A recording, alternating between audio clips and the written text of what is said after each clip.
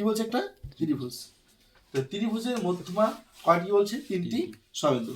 এবার বলতে হবে, এবার দেখো বুঝতে হবে মধ্যমা কি, সমবিন্দু কি।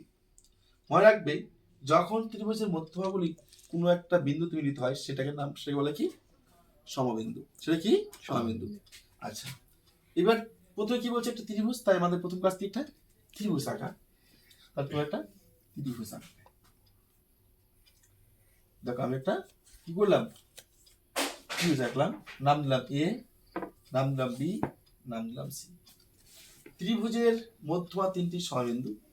কি আছে? ত্রিভুজ দেওয়া আছে, আমি ত্রিভুজ আঁকলাম এ বি সি, দেখি নাম দিলাম। এবার তিনটি মধ্যমা বলছে, মধ্যমা কয়টি বলছে? তিনটি। এবার যখন তিনটি মধ্যমা বলবে তখন তোমরা দুটি মধ্যমা আঁকবে।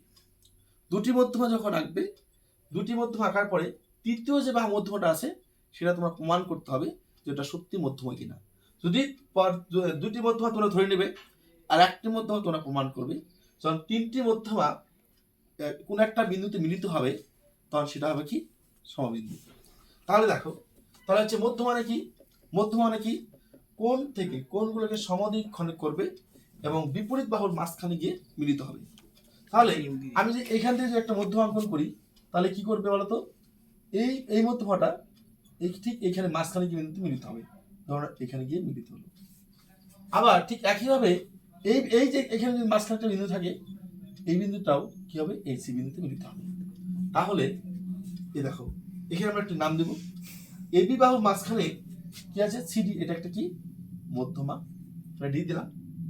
আর এটা যদি দেই তাহলে এটা কি দিব? ই দিব বা এফ দিব, যে কোনো নাম তোমরা দিতে পারো। তাহলে এটা দিলাম, এটা দিলাম কি? ডি। এটা এফ দিয়ে দিই। হ্যাঁ, এটা এফ দিয়ে দিই। তাহলে দেখো, আর এইখানে দেখো দুটি বিন্দু। দেখো এখানে কি আছে? বি এফ মধ্যমা, সিডি মধ্যমা, কোন একটা বিন্দুতে মিলিত হয়েছে কিনা? এবার দেখো এটা কি? বি এফ, এটা একটা মধ্যমা, সিডি এটা একটা মধ্যমা। মধ্যমা কেন বললাম? কারণ কোন একটা কোণকে সমদ্বিখণ্ডক করে অপর বিপরীত বাহুর মাঝখানে গিয়ে মিলিত হয়েছে। যখন কোনো কোণকে সমদ্বিখণ্ডক করে বিপরীত বাহুকে সমানভাবে ভাগ করে তখন তাকে বলে কি? মধ্যমা।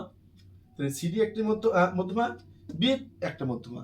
এই দুটি মধ্যমা পরস্পর একটা বিন্দু মিলিত হয়েছে, যার নাম দিলাম কি? জি। হলো? তাহলে এই যেটুকু করলাম এটুকু আমরা লিখবো এখন। তাহলে যেটা লিখবো কোথা দিয়ে লিখবো? প্রশ্ন দিয়ে লিখবো। তাহলে আমরা কি লিখবো এখানে? প্রদত্ত। প্রদত্ত কথা হচ্ছে যেটা প্রশ্নে দেওয়া আছে। বলো কি লিখেছো? একটা ত্রিভুজ লিখেছো। কি একটা লিখেছো? ত্রিভুজ। কি লিখবে? ত্রিভুজ। এখানে ত্রিভুজ লেখার আগে কি লিখবে তোমরা? ধরি কিংবা মনে করি বা ধরা যাক লিখে তোমরা একটা কমা দিবে। কি দিবে? একটা কমা। কমা দিলে ধরা যাক, কমা দিলে এ বি সি। কি লিখবে? ত্রিভুজ এ বি সি এর কয়টি মধ্যমা লিখেছো? একটি মধ্যমা, একটি দুটি মধ্যমা, একটা কি? একটা কি? সিডি মধ্যমা, সিডি ও কি আছে? বিএফ। সিডি একটি মধ্যমা, বিএফ একটি মধ্যমা, তাই তো? তাহলে কি লিখেছো? সিডি ও বিএফ মধ্যমা। বলো কয়টা মধ্যমা? দুটি। মধ্যমা দুটি কোন বিন্দুতে মিলিত হয়েছে? জি। জি বিন্দুতে মিলিত হয়। প্রশ্ন আছে? প্রশ্ন আছে? চিত্রে যা আছে তাই আমরা লিখেছি, আলাদা কিছু লিখেছি? কি লিখেছি? ধরা যাক ত্রিভুজ এবিসি এর বিএফ ও সিডি মধ্যমা দুটি কি লিখেছে? জি বিন্দুতে মিলিত হয়। প্রশ্ন আছে? এবার এ কে জি পর্যন্ত যুক্ত করলাম, যুক্ত করে আমরা এটিকে একটু বাড়িয়ে দিব। বাড়ানোটা কি বলা হয়? বর্ধিত। এখানে আমরা নাম দিলাম কি? নাম দেব কি? ই নাম দিলাম। কি নাম দিলাম? ই। তাহলে আমরা কি লিখবো? এ জি যুক্ত করে বর্ধিত করলাম। কি করলাম? বর্ধিত করলাম। এই দেখো এ জি যুক্ত করে এ কমা কমা দিবা, এ জি যুক্ত করলাম, এদিকে বাড়িয়ে দিলাম। এই বাড়ান্ত অংশ কোথায় মিলিত হলো? বিচি বাহুকে ই বিন্দুতে মিলিত হলো। তাহলে কি লিখবো? এ কমা জি যুক্ত করে বর্ধিত করলাম, যা বিসিকে বিসি একটা সরলরেখা, এখানে কমা দেবে না, বিসিকে কোন বিন্দু মিলিত করছে? ই বিন্দুতে যুক্ত করে। প্রশ্ন আছে মুখস্থ করতে হবে। এবার তোমরা কি করবে? প্রদত্ত হলো কি প্রমাণ করতে হবে? কি প্রমাণ? প্রামাণ্য বিষয় কি আমাদের কি করতে হবে? মধ্যমা তিনটি কি সমবিন্দু, তাহলে এটা কি বলতে এ ই কার মধ্যমা? এ ই এটা একটা মধ্যমা, মানে এই মধ্যমা কখন প্রমাণ হবে? ইটা বিসির মধ্যবিন্দু হবে, ইটা কি হবে? বিসির মধ্যবিন্দু প্রমাণ হবে।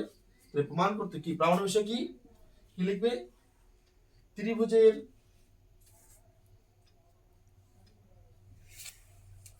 যে দেখো এখানে যা আছে সেটা লিখবো। ত্রিভুজের কটা মধ্যমা? মধ্যমা তিনটি, সম বিন্দু বলতে কি? অর্থাৎ বিসি বাহুর কি মধ্যবিন্দু কি? ই লিখবে ই কমা বিসি বাহুর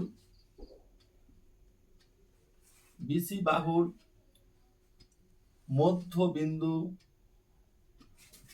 প্রমাণ করলেই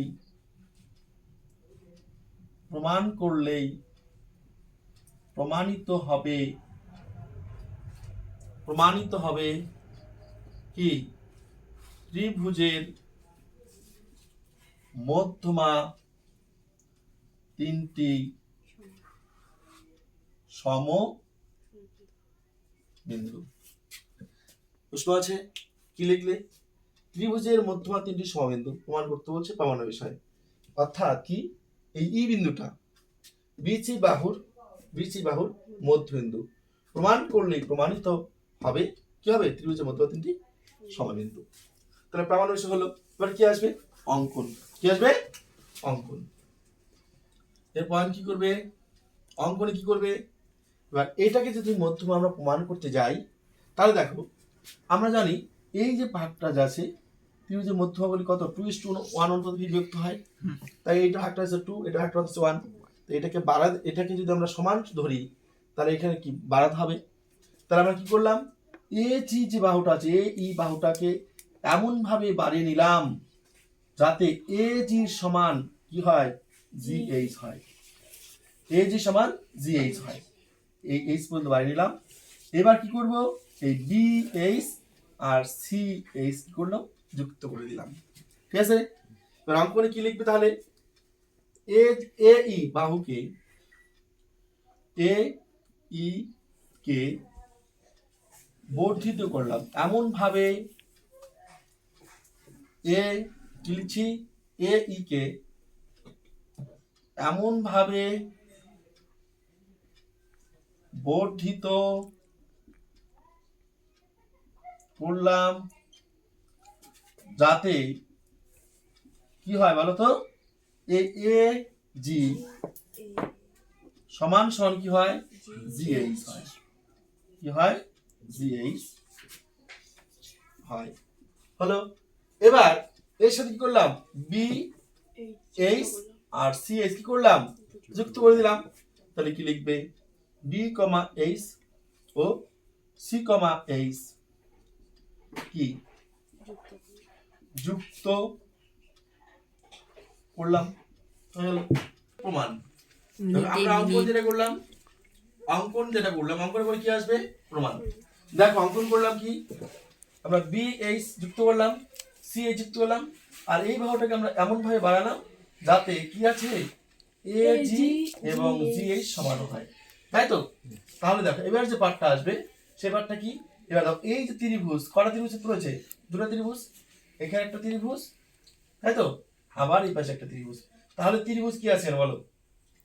ত্রিভুজ এ বি এইচ। তাহলে ত্রিভুজ কি আছে?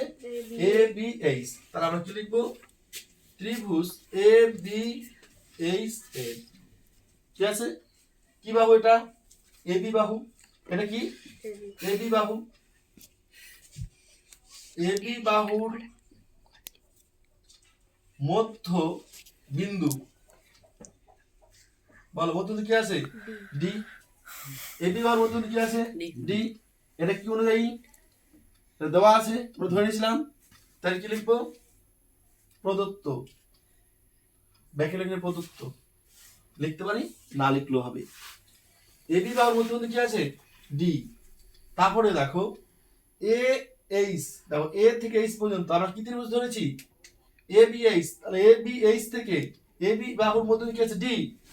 আবার এ এইচ বাহুর মধ্য বিন্দু কি আছে বলো জি, এ এইচ বাহুর মধ্য বিন্দু কি আছে বলো,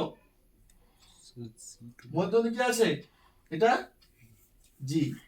এবার বলতে পারো স্যার কিভাবে হলো, দেখো আমরা অঙ্কনে লিখেছি, যখন অঙ্কন করলাম লিখেছি এ ই কে এমন ভাবে এইচ পর্যন্ত বাইরে এলাম যাতে এ জি সমান সমান কি জি এইচ হয়। তার মানে কি এটা কি এ এইচ বাহুর মধ্যবিন্দু, এটা তাই লিখলাম এ এইচ বাহুর মধ্যবিন্দু জি। আমরা 20 নাম্বার পদ্ধতি পড়েছি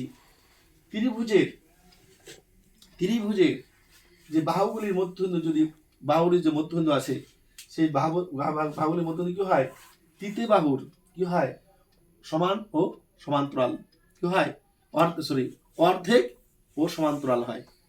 এই যে বাহুটা আছে এই বাহুটা আর এই যে বাহুটা আছে এটা কি হবে অর্ধেক এবং সমান্তরাল হবে, মানে এই বাহুটা আর এই বাহুটা কখনোই এটা মিলিত হবে না, কি এটা কখনোই মিলিত হবে না। এটা তুমি যতদূর যাও, এটা যতদূর যাও আর এটা যতদূরই যাও কোনো মিলিত হবে না। আমরা লিখতে পারি, সুতরাং লিখতে পারি ডিজি সমান্তরাল কি আছে বিএইচ লিখতে পারি। এবং এটা লেখার এটার সাথে সাথে আবার আমরা এটাও লিখতে পারি, এই যে বাহুটা আছে এটা যদি এই পর্যন্ত বাড়ি নেই তাহলে কি হচ্ছে জিসি হচ্ছে কি জিসি সমান্তরাল কি আসতেছে বিএইচ। বলো কোনো প্রশ্ন আছে? তেমন না দেখে অর্থাৎ দিতে পারো, কি লিখতে পারো অর্থাৎ। তাহলে দেখো ডিজি সমান্তরাল বিএইচ, ডিজি সমান্তরাল কি আছে বিএইচ। এবার এই বাহুটা আর এই বাহুটা কি একই বাহু, আমরা এটা যদি ছেড়ে দেই তাহলে কি আসতেছে জিসি, তাহলে জিসি সমান্তরাল বিএইচ লেখা যায়, তারপরে লিখে নিলাম। আচ্ছা আবার কি ত্রিভুজ আছে, আবার দেখো ত্রিভুজ এ এইচ সি, আচ্ছা এটা একটা কি ত্রিভুজ।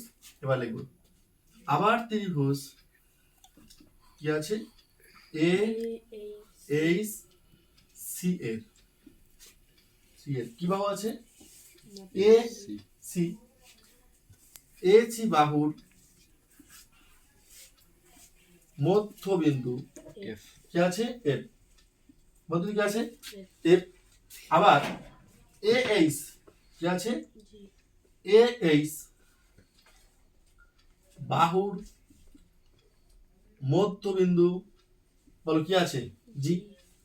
একইভাবে ঠিক একই রকম লেখা আছে। তাহলে এই যে এই ত্রিভুজের ঠিক একইভাবে এই বাহুটা সমান্তরাল কোন বাহুটা হবে সি, এই বাহুটা সমান্তরাল কোন বাহুটা হবে এই বাহুটা, এবার হবে না। আচ্ছা এই বাহুটা সমান্তরাল যদি এই বাহুটা হয় তাহলে এই এই যে বাহুটা আছে এই বাহুটা আর এই যে একই বাহু, তাহলে এই বাহুটা সমান্তরাল এই বাহুটা হবে। তাহলে আমরা কি লিখতে পারি জি এইচ কি আছে জি এফ, সুতরাং জি এফ সমান্তরাল কি এইচ সি, অর্থাৎ পাশে লিখে নিতে পারি আমরা কি জি বি বা বিজি সমান্তরাল কি আছে এইচ সি।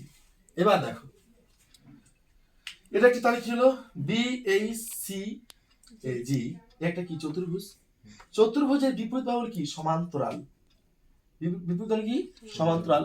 এবার বিপরীত বাহু সমান্তরাল মানে কি সেটা সামান্তরিক। তাহলে কি লিখতে পারি আমরা, সুতরাং কি লিখতে পারি বি এইচ সি কি আছে জি জি, বি এইচ সি জি একটি সামান্তরিক, কি লিখতে পারি একটা সামান্তরিক। আচ্ছা আমরা জানি সামুদ্রিকের কর্ণগুলি পরস্পর কি করে, সমদ্বিখণ্ডিত করে। এবার দেখো সামুদ্রিকের দুটি কর্ণ, একটা আছে বিসি, একটা আছে জিএইচ। এবার এখানে আমরা লিখে নেব, এখানে লিখে নেব, এখানে আমার জায়গা হয়ে যাবে, আমরা লিখে নেব। সুতরাং বি এইচ সি জি, সি কি আছে জি, সামন্তরিকের